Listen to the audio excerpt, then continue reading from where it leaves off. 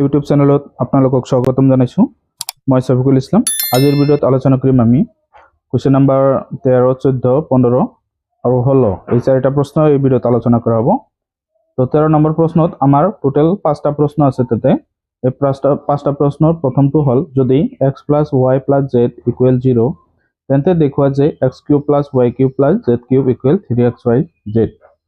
এটা আমি প্ৰথমত লৈছো। 13 নম্বৰটোত আছে x + y + z = 0 আৰু দেখুৱাব দিছে যে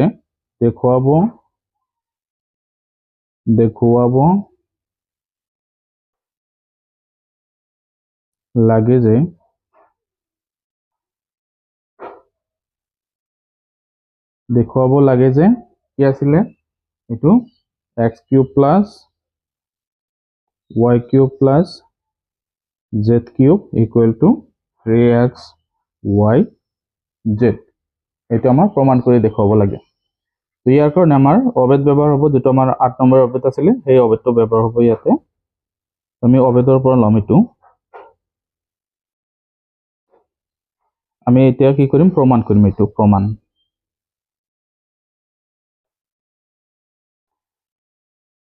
তো ইয়াতে আমি কি কৰিছো অবেদটো লৈছো প্ৰথমত। এখানে আমি লিখি লও যে কি আছিল অবেদটো x + x³ + y³ + z³ - 3xyz = x + y + z whole into x² + y² + z² minus xy minus yz minus zx। এইটো আছিল আমাৰ অবেদ নম্বৰ 8। তো এই অবেদৰ সহায়ত আমি এটো প্ৰমাণ কৰি দেখুৱাম। ইয়াত প্ৰথমত আমি কি কৰিম x³ + y³ + z³ minus 3xyz আমি এইফালে লিখি ললো। ইয়াৰ পিছত আমাৰ যেটো মান দি আছে x + y + z সেইখিনিৰ মান আমি ইয়াতে বহাই দিম। তো x + y + z ৰ মান আছে 0, গতিকে ইয়াত আমি 0 বহাই দিলো। তাৰ লগত পূৰণ হ'ব x² + y² + z² minus xy minus yz আৰু minus zx। এতিয়া x³ + y³ minus 3xy আৰু ইয়াতে z³ হ'ব plus z³ minus 3xyz = 0 লগত এইখিনি গোটেইখিনি পূৰণ হলে কি হ'ব 0 হ'ব। এতিয়া আমি যদি এটা কাম কৰো ইয়াতে যে minus 3xyz এইফালে আছে মাইনাসত, তো আমি যদি সমান চিহ্নৰ হওফালে দিও তেতিয়া প্লাস হৈ যাব। গতিকে x³ + y³ plus z³ minus আছিলে এটো আমি ওফালে দিলো, তেতিয়া 3xyz প্লাস হৈ যাব। আমাক যেটো দেখুৱাব দিছিলে সেটো আমাৰ দেখুৱা হৈ গল। এইখিনি আমাৰ প্ৰমাণ আছিলে। Let's prove. এটা আমি প্ৰমাণ কৰি দেখালো। এতিয়া আমি 2 নম্বৰটো লৈছো। 13 নম্বৰ প্ৰশ্নত কৈছে যদি a + b + c = 0 তেন্তে দেখুৱা যে a² whole into b + c plus b² whole into c plus a plus c² whole into a plus b plus 3abc = 0। এটো আমি লৈছো। এতিয়া ইয়াত আমাৰ দিয়া আছে a plus b plus c = 0 দিয়া আছে আৰু আমাৰ দেখুৱাব দিছে যে দেখুৱাব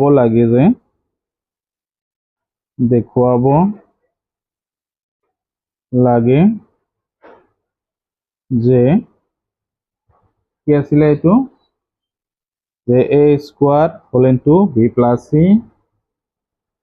plus b² whole into c plus a plus c² whole into a plus b = plus 3abc = 0। এটো আমাৰ প্ৰমাণ কৰি দেখুৱাব দিছে। তো আমি কি কৰিম প্ৰথমত ইয়াতে প্ৰমাণ কৰিম এটো প্ৰমাণ।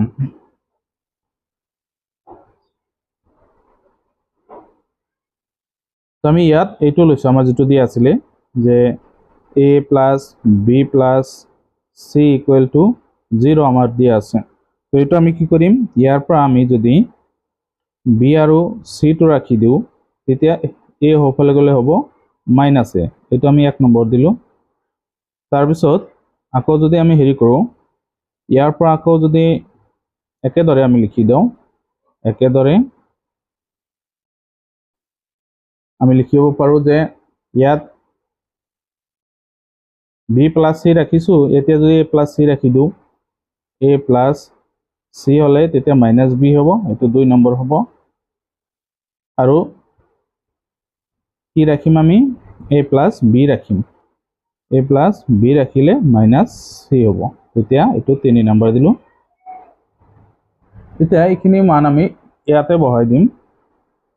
ইয়াত আমি যিখিনি দিয়া আছে আমাৰ এইটোৰ লেফট হ্যান্ড সাইড আমি লৈছো, অৰ্থাৎ লেফট সাইডৰ খিনি লৈ প্ৰমাণ কৰি দেখাম যে ইকুৱেল টু 0 হয়। তেতিয়া ইয়াতে লিখিম লেফট হ্যান্ড সাইড, এই সমীকৰণটো লেফট হ্যান্ড সাইড লম আমি। ইয়াতে আমাৰ a square b plus c দিয়া আছে plus b square c plus a দিয়া আছে আৰু plus c square a plus b plus 3abc, এইখিনি আমাৰ দিয়া আছিল। এতিয়া আমি ইয়াতে মান বহাই দিম। ইয়াত আমাৰ a স্কয়াৰ, এইটো চিন দিব নালাগে, ইনটু b plus c ৰ মানটো কি হ'ব, b plus c ৰ মানটো হ'ল minus a plus b square আৰু c plus a ৰ মানটো হ'ল মাইনাস b, ইয়াতে দিয়া আছে c plus a ৰ মান, আৰু plus c square into a plus b ৰ মানটো হ'ল মাইনাস c প্লাস 3abc। ইয়াত এতিয়া আমি কি কৰিম, এইটোৰ লগত পূৰণ কৰিলে a কিউব হ'ব মাইনাস b কিউব হ'ব মাইনাস c কিউব হ'ব, প্লাসত আছে 3abc, এইখিনি আমি কৰি দিলো। এতিয়া মাইনাসটো যদি কমন লওঁ, মাইনাস a মাইনাস কমন ললো, তাৰ পিছত প্লাস হ'ব, এই গোটেইকেইটা যেটা মাইনাসত আছে সেইটা প্লাস হৈ যাব, তেতিয়া b cube plus c cube, আৰু এইটো প্লাসত আছিলে এইটো মাইনাস হৈ যাব 3abc। তেতিয়া এইটো এটা সূত্ৰত আহি গল, যেনেকুৱা আমাৰ এটা সূত্ৰ আছিলে কি 8 নম্বৰ অবেদ যেটো আছিলে, সেইটো আমাৰ এই 8 নম্বৰ অবেদ এইটো নিচিনা হ'ব x cube plus y cube plus z cube minus 3xyz, যেটো আছিলে equal to x plus y plus z whole into x square plus y square plus z square minus xy minus yz minus zx। এতিয়া কথা হল ইয়াতে ঠিক আমাৰ a cube plus b cube plus c cube আছে, এইটোৰ নিচিনাকৈ 3x abc আৰু ইয়াত আছে 3xyz, গতিকে ইয়াৰ হলনে আমি এইখিনি ব্যৱহাৰ কৰিব পাৰি। তো এইখিনি আমি লিখিব পাৰি। তো ইয়াত আমি কি লিখিম, মাইনাসটো থাকি যাব, কিন্তু ইয়াত আমাৰ হ'ব x plus x ৰ ঠাইত a হ'ব, b হ'ব প্লাস c হ'ব, তাৰ পিছত হ'ব a স্কয়াৰ, অৰ্থাৎ x স্কয়াৰ আছিলে, এটা ইয়াতে হ'ব a square plus b square plus c square, তাৰ পিছত হ'ব minus ab minus bc minus ca, এইখিনি সূত্ৰ হিচাপত হৈ যাব। এতিয়া আমাৰ a plus b plus c ৰ মানটো আমাৰ দিয়া আছিলে 0, আমাৰ আগতে লিখিছিলো এইটো a plus b plus c, ইয়াত 0 আছিলে, গতিকে এইখিনি যদি আমি 0 বুলি লিখো, 0 whole into ইয়াত হ'ব a square plus b square plus c square minus ab minus bc minus ca। এতিয়া 0 লগত এইখিনি গোটেইখিনি পূৰণ হলে কি হ'ব, এনসাৰটো 0 হ'ব। তেতিয়া আমি কি কম, রাইট হ্যান্ড সাইড যেটো আছিল আমি সেই রাইট হ্যান্ড সাইডটো পাই যাম, ইয়াতে আমাৰ যেটো প্ৰমাণ কৰিব দিছিল। তো ইয়াত আমি লেফট হ্যান্ড সাইডত লৈ আমি ৰাইট হ্যান্ড সাইডৰ 0 পালো, গতিকে এইটো আমি ৰাইট হ্যান্ড সাইড বুলি লিখিব পাৰি। তো এইটো প্ৰমাণ হৈ গল, দ্যাটস প্ৰুফ। এটা 3 নম্বৰটো লও আহা। 3 নম্বৰ প্ৰশ্নত কৈছে যদি 2a minus b plus c equal 0, তেন্তে দেখুৱা যে 4a square minus b square plus c square plus 4ac equal 0। এটা আমি প্ৰথমত লও। ইয়াত আমাৰ দিয়া আছে কি 2a minus b আৰু plus c equal to 0। তো আমাক দেখুৱাব লাগে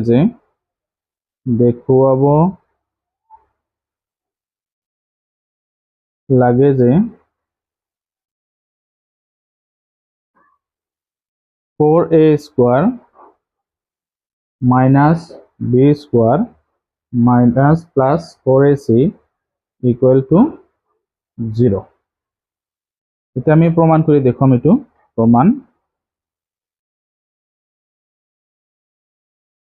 আমার যেটো হারে দি আছে এটা আমি লম প্রথমত twice a minus b plus c এটা আমি লইছো ইকুয়াল টু 0 তো ইয়াতে আমি কি করিম twice a আৰু প্লাস c আমি এইফালে রাখি দিলু b টো আমি হোফালে দিলে b টো মাইনাস থাকিলে হোফালে গলে প্লাস হৈ যাব এতিয়া আমি দুয়োফালে কি কৰিম বৰ্গ কৰিম twice a plus c whole square b square এটো দুই পক্ষত বৰ্গ কৰা হল তাৰ পিছত এটো আমাৰ এই সূত্ৰটোত ভাঙি যাব যেটো আছিল a plus b whole square এটো আছিল কি a square plus 2ab plus b square এই সূত্রত ভাঙি যাব তেতিয়ালে আমি যদি ভাঙো এখিনি তেতিয়ালে twice a whole square a square hall plus 2ab 2 সূত্র পাহিল আৰু এৰ মান হল 2a আৰু b এর মানটো হ'ব ইয়াতে c plus b square মানে হল c square equal to b square এতিয়া ইয়াতে আমাৰ কি হ'ব এটো স্কয়াৰ ভাঙিলে 4a স্কয়াৰ হ'ব 2 দুগুণে 4 ac হ'ব আৰু ইয়াতে প্লাস c স্কয়াৰ হ'ব equal to b স্কয়াৰ এতিয়া যদি আমি লিখো 4a স্কয়াৰ আৰু b টো যদি ইফালে আহে তেতিয়া -b স্কয়ার হ'ব প্লাস c স্কয়ার লিখিলো প্লাস 4ac আমি লাস্টত লিখিলো equal to 0 হল ইফালৰ পৰা b আনি গলো আনিলে কি হ'ব ইফালে 0 ৰৈ যাব একো না থাকিলে এতিয়া আমাৰ b টো ইয়াতে লিখিলো আমি c টো তাৰ পিছত আৰু তাৰ পিছত 4ac এটা আমাৰ যেটো প্ৰমাণ কৰিব দিছিলে এইটো 4a square - b square plus 4ac হেতু ইয়াতে আমাৰ কি আছিল 4ac নহয় এটো ইয়াতে এটা c স্কয়ার থাকিব c স্কয়ার প্লাস 4ac তো এটো হে আছিল গতি আমাৰ এখিনি প্ৰমাণ হৈ গল এটা আমি প্ৰুফ কৰিলো প্ৰমাণ কৰিলো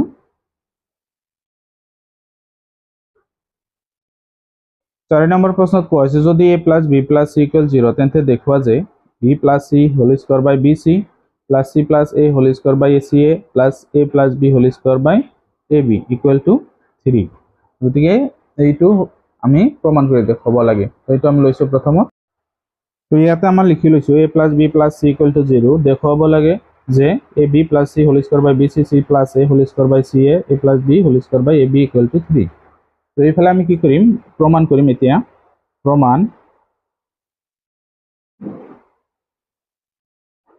আমাৰ যেটো হাৰি দিয়া আছিল এইটো হাৰি লিলো এইটো আমি প্ৰথমত লম a plus b plus c equal to 0 দিয়া আছিল গতিকে ইয়াৰ পৰা আমি কিছু a আৰু b এৰ মান কি কৰিম a b c এৰ মান উলিয়াই লও ইয়াত আমি প্ৰথমত b plus c ৰাখিলে -a হ'ব কাৰণ এইটো হফালে গলে মাইনাস হ'ব তাৰ পিছত কি আছিল ইয়াত যদি আমি আকৌ কি কৰো a plus c ৰাখো a plus c তেতিয়া হ'ব কি -b আকৌ যদি ইয়াত আমি a plus কি ৰাখো b ৰাখো তেতিয়া হ'ব -c এই তিনিটা মান আমি পাম ইয়াতে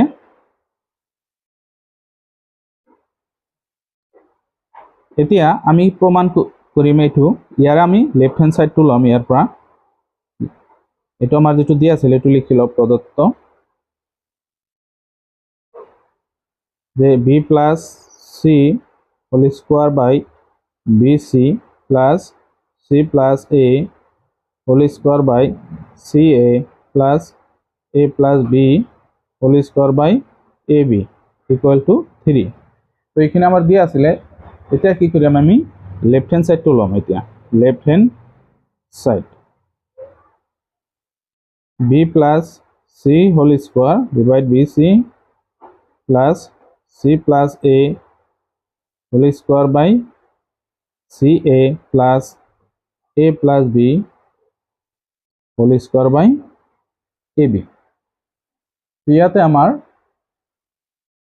এটা আমি মান বহাই দিম b plus c এর মানটো কি আছিল ইয়াতে b plus c এর মানটো হল -a তো -a whole square হ'ব তাৰ পিছত c plus a এৰ মানটো হল -b whole square হ'ব তাৰ পিছত এইটোৰ মান হ'ব -c whole square divided by ইয়াত হ'ব bc ইয়াত হ'ব আমাৰ প্লাস টু ইয়াতে হ'ব ইয়াত আমাৰ ca আৰু ইয়াতে হ'ব ইয়াত আছিলে এ বি। এতিয়া মানখিনি বহাই দিয়াৰ পিছত আমি কি কৰিম, এইটো ভাঙি দিম স্কোৱাৰ। তো স্কোৱাৰ ভাঙিলে মাইনাছটো গুচি যাব, তেতিয়া B C plus B square by C A plus C square by A B. এতিয়া কি কৰিম, আমি লসাগু ল'ম। ইয়াতে কি কি আছে, এ বি চি এ বি চি। এতিয়া ইয়াত আমি লসাগু ল'ম বি চি চি এ আৰু এ বি। গতিকে এ ৰে হৰণ কৰিলে ইয়াত যাব, এবাৰ বি চিত নাযায়, এ কেঞ্চেল যাব, চি থাকিব, এ কেঞ্চেল যাব, বি থাকিব।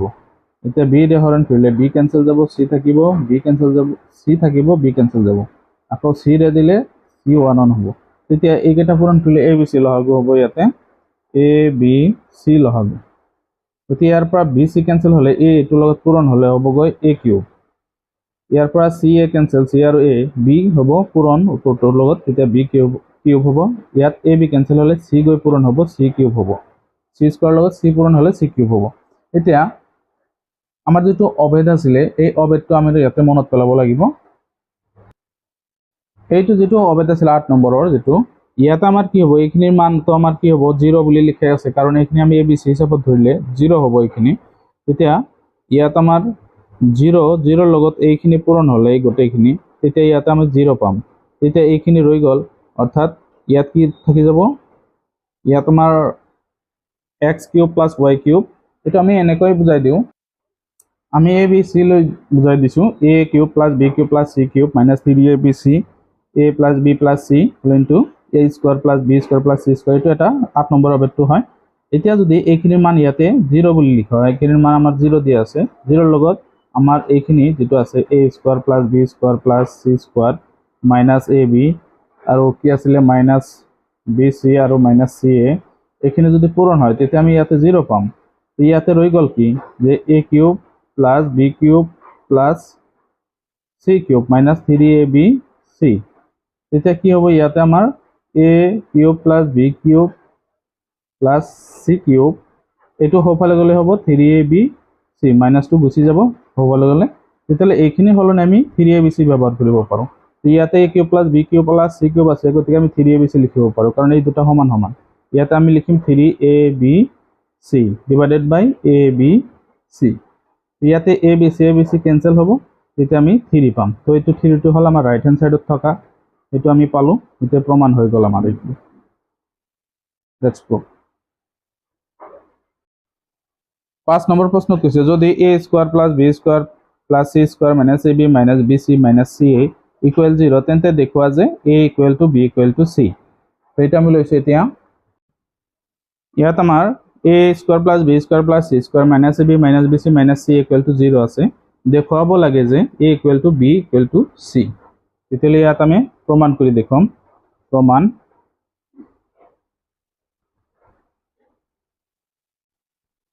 ইয়াত আমি এই শাৰীটো লিখি ল'ম। ইয়াতে আমাৰ যিটো দিয়া আছিলে A square plus B square plus C square minus A B minus B C আৰু minus C A equal to 0। এতিয়া কি কৰিম, আমি দুয়োফালত 2ৰে পূৰণ কৰিম। 2 হ'ল into A square plus B square plus C square minus A B minus B C আৰু minus C A equal to 0 into 2। এতিয়া 2ৰে পূৰণ কৰিলে এইখিনি 2 এ স্কোৱাৰ হ'ব, 2b স্কোৱাৰ হ'ব, 2c স্কোৱাৰ হ'ব, মাইনাছ 2ab হ'ব, মাইনাছ 2bc হ'ব আৰু মাইনাছ 2ca হ'ব ইকুৱেল টু 0 লগত 2 পূৰণ হ'লে 0 হ'ব। এতিয়া কি কৰিম, আমি ইয়াতে এ দুটা ভাগ কৰি দিম, এনেকৈ A square plus A square, তাৰপিছত বি দুটা B square plus B square, C দুটা C square plus C square minus 2ab minus 2bc minus 2ca equal to 0। এতিয়া ইয়াতে আমি কি কৰিম, এ স্কোৱাৰ মাইনাছ 2ab আৰু এটা বি স্কোৱাৰ ল'ম প্লাছ বি স্কোৱাৰ, এটা এ স্কোৱাৰ ল'লোঁ, এটা বি স্কোৱাৰ ল'লোঁ আৰু মাইনাছ 2ab ল'লোঁ, তাৰপিছত প্লাছ এটা বি স্কোৱাৰ ল'ম, তাৰপিছত মাইনাছ 2bc ল'ম, 2bc এইটো গ'ল, তাৰপিছত প্লাছ চি স্কোৱাৰ ল'ম, চি স্কোৱাৰ এটা ল'ম, তাৰপিছত প্লাছ চি স্কোৱাৰ এটা ল'ম মাইনাছ 2c ল'ম এইটো তাৰপিছত প্লাছ এ স্কোৱাৰ এটা ল'ম এ স্কোৱাৰ এটা বাকী আছিলে গতিকে এ স্কোৱাৰটো লৈছোঁ ইকুৱেল টু 0 তো গোটেইখিনি লোৱা শেষ হ'ল এতিয়া আমাৰ এই তিনিটাৰ পৰা এটা সূত্ৰ হ'ব এইটো হ'ল আমাৰ এ মাইনাছ বি হোল স্কোৱাৰ এই গোটেইখিনিৰ পৰা তাৰপিছত এই তিনিটাৰ পৰা এটা সূত্ৰ আহিব সেইটো হ'ব B minus C whole square আৰু এই তিনিটাৰ পৰা এটা সূত্ৰ হ'ব এইটো হ'ব C minus A whole square equal to 0 এতিয়া আমাৰ কাম হ'ল যে আমি এইকেইটা কৰাৰ পিছত এতিয়া এইটো সমান সমান আমি 0 বহাম now A minus B whole square equal to 0 তাৰপিছত আমি কি কৰিম comma B minus C whole square equal to 0 আৰু ইয়াতে আমি কি কৰিম লাষ্টৰ C minus A whole square equal to 0 বুলি লিখিম কাৰণ এইকেইটা 0 আছে সমান সমান এতিয়া আমি যদি স্কোৱাৰটো কেনসেল কৰিব যাওঁ তে দুয়ো পক্ষত স্কোৱাৰ কৰিব লাগিব এতিয়া ইয়াতে যদি স্কোৱাৰ কৰোঁ স্কোৱাৰ স্কোৱাৰ কেনসেল হৈ যাব 0 স্কোৱাৰ কৰিলে 0ই থাকিব আমি এই কাৰণে দুই পক্ষত 0 কৰি কি স্কোৱাৰ ল'বই পাৰি আমি যদি স্কোৱাৰ স্কোৱাৰ কেনসেল যাব তেতিয়া a মাইনাছ b হ'ব তাৰপিছত ইকুৱেল টু 0 পাম ইয়াতে আমি ঠিক স্কোৱাৰ স্কোৱাৰ কেনসেল যায় b minus c equal to আমি 0 পাম ইয়াতে আমাৰ স্কোৱাৰ স্কোৱাৰ কেনসেল যায় c মাইনাছ a আমি ইকুৱেল টু কি পাম 0 পাম ঠিক ইয়াতে আমি যদি b টো সোঁফালে দিওঁ তেতিয়া মাইনাছটো গুচি যাব ইয়াতে আমাৰ c টো সোঁফালে দিলে মাইনাছটো গুচি যাব ইয়াতে আমাৰ a টো সোঁফালে দিলে কি হ'ব মাইনাছটো গুচি যাব গতিকে আমি ইয়াতে c ইকুৱেল টু a পাম এতিয়া কথা হ'ল তিনিটা শাৰীৰ পৰা আমি কি পালো তিনিটা শাৰীতে a ৰ লগত b সমান b ৰ লগত c ৰ সমান আৰু c ৰ লগত a সমান গতিকে তিনিওটা সমান therefore এটা আমি 1 নম্বৰ ধৰিলে এটা 2 নম্বৰ ধৰিলে এটা যদি আমি 3 নম্বৰ ধৰো তেতিয়া কি হ'ব যে 1 2 আৰু 3 ৰ পৰা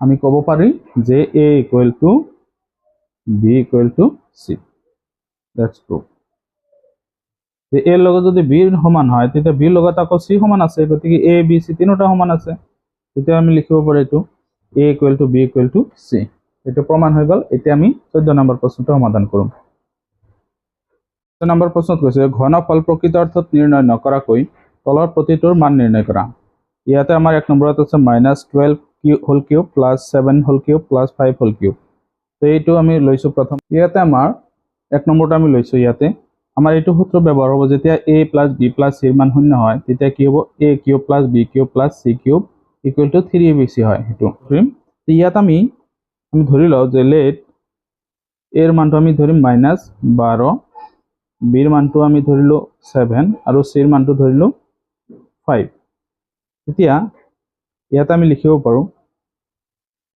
a cube + b cube + c cube equal to 3abc ইয়াত যেহেতু আমাৰ কি আছে a কিউবৰ মান হ'ব -12 হোল কিউব তাৰপিছত 7 হোল কিউব +5 হোল কিউব তো এইখিনিৰ মান উলিয়াব লাগে ইয়াত লিখিম 3a এৰ মানটো হল -12 ইনটু b ৰ মানটো হ'ব আমাৰ 7 আৰু c ৰ মানটো হল 5 তো এইকেইটা পূৰণ কৰিম এই দুটা পূৰণ কৰিলে হ'ব 36 মাইনাছত আৰু এই দুটা 35 আৰু এই দুটা পূৰণ কৰিলে 1260 হ'ব মাইনাছত এটো হ'ব आंसर এতিয়া আমি 2 নম্বৰটো লৈছো 2 নম্বৰত আছে 28 হোল কিউব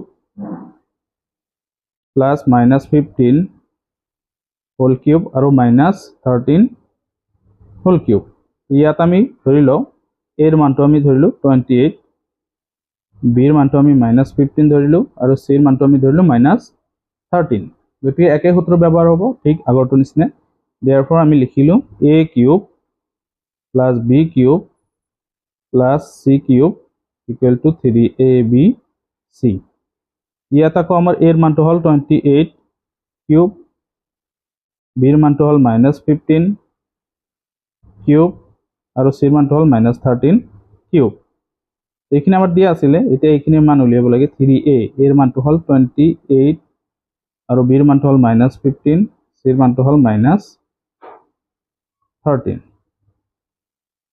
এতিয়া এইকেইটা পূৰণ কৰোঁ আমি। এই গোটেইকেইটা পূৰণ কৰিলে আমি কিমান পাম সেইটো উলিয়াই লওঁ প্ৰথমত। গতিকে এই দুটা পূৰণ কৰিলে হয় 195 আৰু এই দুটা পূৰণ কৰিলে হয় 84। এতিয়া এই গোটেইখিনি পূৰণ কৰিলে হ'ব আমাৰ 16380। এইটো হ'ব আমাৰ এনসাৰ। 15 নম্বৰ প্ৰশ্নত কৈছে তলত কালি দিয়া আয়তবিলাকৰ দিক আৰু প্ৰস্থৰ বাবে সম্ভাব্য ৰাশিবোৰ উলিওৱা। ইয়াতে আমাৰ প্ৰথমটো হ'ল 25a² - 35a + 12। তো দুইটা আছে, ইয়াতে দুইটা আমাৰ উলিয়াব লাগে। প্ৰথমটো আমি লৈছোঁ। প্ৰথমত ইয়াত আমি এইটো লৈছোঁ, ইয়াত কালি উলিয়াব লাগে। অৰ্থাৎ আমি জানো আয়তৰ কালিৰ সূত্ৰটো কি আছিলে, দিক ইনটু প্ৰস্থ। দিক ইনটু প্ৰস্থ হিচাপত আমাৰ মান কিমান হ'ব উলিয়াব লাগে। এইটো হ'ল আয়তৰ কালি দিক ইনটু প্ৰস্থ। তো ইয়াতে আমাৰ কি কৰিব লাগিব, দিক ইনটু প্ৰস্থ হিচাপত দেখুৱাব লাগে। তো ইয়াত আমাৰ উৎপাদক বিশ্লেষণ কৰিবলৈ হৈ যাব। প্ৰথম সংখ্যাটো আৰু লাষ্টৰ সংখ্যাটোৰ উৎপাদক কি কি আছে উলিয়াই লওঁ আমি। 25ৰ উৎপাদক 5ৰে হৰণ দিলে 5 পাম আমি, এই দুটা উৎপাদক পাম। আৰু 12ৰ ক্ষেত্ৰত 2ৰে দিলে 6, আকৌ 2ৰে দিলে 3, এইকেইটা উৎপাদক পাম। এতিয়া এই উৎপাদক কেইটাৰে আমি মাজৰ সংখ্যাটো মিলাব লাগে। ইয়াতে আমাৰ 5 3 গুণ 15 হয়। 15ৰ লগত যদি আমি কি কৰোঁ, এই তিনিটা পূৰণ কৰোঁ, 15 এটা আমি এই দুটা পূৰণ কৰি পালোঁ। এতিয়া এই দুটা আৰু এইটোৰ লগত পূৰণ কৰি আমি কিমান পাওঁ, 5 2 গুণ 4, 5 4 গুণ 20। তো 20 যদি যোগ দিয়া হয় তেতিয়া আমি 35 পাম। এতিয়া ইয়াতে আমি কি কৰিম, 25a² মাইনাছ এটা হ'ব 20a আৰু এটা হ'ব মাইনাছত 15a। এতিয়া দুইটা মিলি হ'ব 35 প্লাছ 12, এই দুটা মিলি 35 হয় মাইনাছত। এতিয়া আমি কমন ল'ম, এই দুটাৰ পৰা কমন হ'ব আমাৰ 5। 5ৰে দুটা সংখ্যাক হৰণ দিব পাৰোঁ আৰু দুইটাতে a আছে, তেতিয়া a কমন ল'ব পাৰোঁ। তেতিয়া ইয়াত থাকিব 5, 5ৰে 5ক 25ক হৰণ কৰিলে 5 5 বাৰ যাব, a এটা আহিব, এটা কমন গৈছে। তাৰপিছত মাইনাছ 5ৰে 20ক হৰণ কৰিলে 4 বাৰ যাব, এইটো গুচি গৈছে। তাৰপিছত মাইনাছত এই দুটাৰ পৰা কমন আহিব 3, তো 3 5 গুণ 15, ইয়াত 5a থাকিব, মাইনাছত 4 হ'ব। এতিয়া আকৌ কমন ল'লে ইয়াৰ পৰা 5a মাইনাছ 4 কমন আহিব, আকৌ 5a মাইনাছ 3 থাকিব। গতিকে এইখিনি আৰু এইখিনি পূৰণ হৈ আছে, গতিকে এইটো হ'ব আমাৰ দিগৰ মান। দিক হ'ব 5a মাইনাছ 4 একক আৰু প্ৰস্থ হ'ব আমাৰ কিমান, প্ৰস্থ হ'ব 5a মাইনাছ 3 একক। গতিকে এইখিনি আমি ধৰিলোঁ। এইটো আয়তৰ দিক আৰু প্ৰস্থ পালোঁ। এতিয়া আমি 2 নম্বৰটো লওঁ আহা।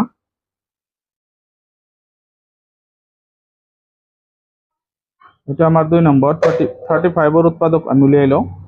5ৰে দিলে ইয়াত 5ৰে হৰণ দিলে 7 বাৰ যাব, এই দুটা মৌলিক উৎপাদক। 12ৰ আছিলে 2ৰে দিলে 6 বাৰ আৰু 2ৰে দিলে 3 বাৰ। তেতিয়াহ'লে আমি ইয়াত কিমান পাই আছো, ইয়াত আমাৰ 13 মিলাব লাগে। তেতিয়াহ'লে ইয়াত আমি কেনেকৈ মিলাম, 5 3 7 গুণ 21, 2 5 গুণ 10, তেতিয়াহ'লে নিমিলে। তেতিয়াহ'লে আমি এনেকৈ মিলাও, 5 3 গুণ 15, তথাপিও নিমিলে। আমি এইটো মিলাই লওঁ, ভিডিওটো স্কিপ কৰি। ইয়াত আমি 7 2 2 লৈছোঁ, ইয়াত 7 2 2 পূৰণ কৰিলে হ'ব 28 হ'ব। মাইনাছত 3 5 গুণ 15, 3 আৰু 5 আছিলে, বাকী 15 হ'ব। তো 28ৰ পৰা 15 গ'লে 13 থাকিব তেতিয়া। এতিয়া ইয়াত আমি মিলাই লওঁ, 35y² প্লাছ হ'ব 28, মাইনাছত হ'ব 15, 28y লগতে এইটোৰ লগত y দিব লাগিব, মাইনাছ 12। এতিয়া কমন, এই দুটা সংখ্যা আমি 7ৰে হৰণ দিব পাৰোঁ আৰু y কমন আহিব। তেতিয়া 5y আৰু ইয়াতে থাকিব আমাৰ 4y। 4y নাথাকে, yটো কমন গৈছে। তাৰপিছত ইয়াতে আমাৰ কমন হ'ব কি 3, তো 5y প্লাছ 4 হ'ব। এতিয়া আকৌ কমন ল'লে 5y প্লাছ 4 কমন আহিব, 7y মাইনাছ 3 থাকিব। এতিয়া দিক পালো কিমান দিক হল 5y + 4 একক আৰু প্ৰস্থ হল 7y - 3 একক এইখিনি আমি পালো এতিয়া আমি 15 নম্বৰ প্ৰশ্নটো সমাধান কৰো এইখিনি 15 নম্বৰ আছিল এতিয়া আমি 16 নম্বৰটো সমাধান কৰো হা 16 নম্বৰ প্ৰশ্নত কৈছে তলত আয়তন দিয়া ঘনকৰ মাত্ৰা 3টাৰ বাবে সম্ভাব্য ৰাশিকেইটা কি কি হ'ব তো ঘনকৰ আয়তন সূত্ৰটো আমাৰ চাব লাগিব কি কি আছে ঘনকৰ আয়তন সূত্ৰটো হলে a * b * c দিক পূৰণ প্ৰস্থ পূৰণ উচ্চতা অৰ্থাৎ a মানে দিক b মানে প্ৰস্থ c মানে হল উচ্চতা ঠিক আছে ইয়াতে আমাৰ কি কৰিব লাগিব দিক পূৰণ প্ৰস্থ পূৰণ উচ্চতা বুলি আমাৰ মান উলিয়াই দেখাব লাগিব তো ইয়াতে আমি প্ৰথমত হেতু এই দুটাৰ পৰা আমাৰ কি কমন আহে এটো লৈ লওঁ এই দুটাৰ পৰা 3 আহে আৰু x কমন আহে তেতিয়াহলে ইয়াত থাকিব আমাৰ x - 3 12 ভিতৰত 4 বাৰ হৰণ যাব তেতিয়াহলে ইয়াত আমি দিক কিমান পালো দিক হ'ব আমাৰ 3 একক আৰু প্ৰস্থ হল x একক কাৰণ ইয়াতে 3টা ৰাখি লাগিব 3 পূৰণ x পূৰণ আৰু x - 4 এটো এটা তেতিয়ালে উচ্চতাটো হল x - 4 একক এটা 2 নম্বৰটো আমি লৈছো 2 নম্বৰত আছে আয়তন 12k y² + 8k y - 20k এই গোটেইকেইটাৰ পৰা আমি কি কমন ল'ব পাৰো কি কমন আহিল তেতিয়া ইয়াত থাকিব কি 12k আৰু ইয়াতে আৰু 4 কমন ল'ব পাৰো 4 ৰে হৰণ দিব পাৰো গোটেইকেইটা তেতিয়াহলে ইয়াতে আমাৰ থাকিব 3y² + 2y - 4 ৰে হৰণ দিলে 5 বাৰ যাব 5 হ'ব এতিয়া 4k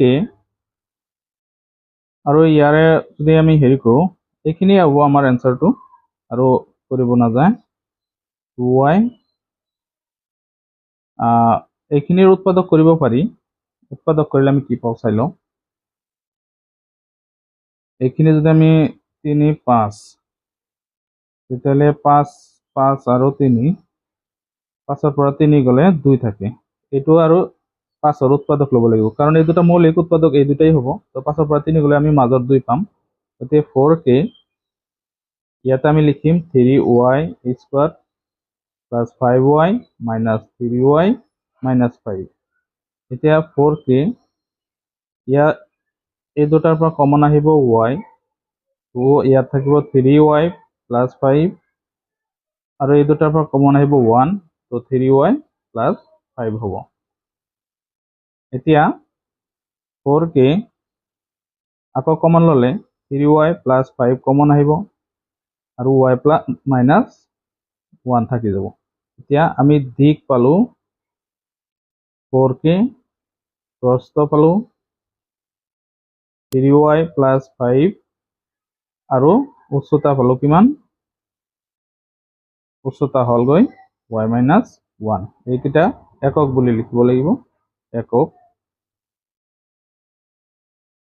কারণ ইয়াতে সেন্টিমিটার মিটার এইবিলাক দিয়া নাই গতিকে আমি একক বুলি লিখিব লাগিব এইখিনি আছিল আমাৰ 16 নম্বৰ প্ৰশ্নকেইটা সমাধান ভিডিওটো আজি ইমানতে সামৰিছো যদি ভিডিওটো ভাল লাগে প্লিজ চেনেলটো সাবস্ক্ৰাইব কৰি দিব ধন্যবাদ